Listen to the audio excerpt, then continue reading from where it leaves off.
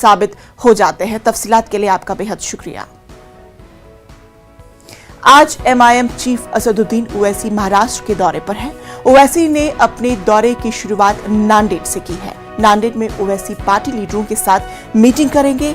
शाम में ओवैसी लातूर में आम इजलास से खिताब करेंगे। इस दौरान ओवैसी महाराष्ट्र में राज्यसभा इंतखाबात को लेकर अपना मौक़िफ़ वाज़ेह कर सकते हैं। वाज़ेह रहे कि महाराष्ट्र में एमआईएम के 2 अरकान असेंबली है।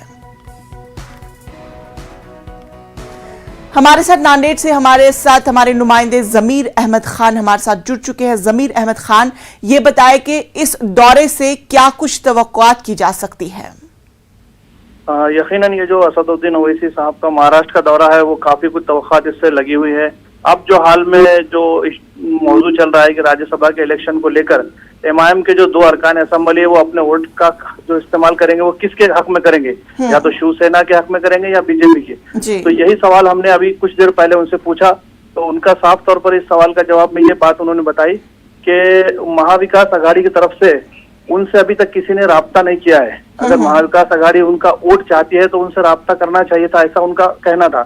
तो यानी अगर उनकी बात हम सच मान ले तो बड़ी ताज्जुब की बात है कि जबकि एक वोट की यहाँ पे काफी अहमियत मानी जा रही है, ऐसे में महाविकास आघाड़ी कैसे एमआईएम के जिम्मेदारान से राब्ता करने में कम पड़ गई है या वो राब्ता नहीं करना चाहती जी।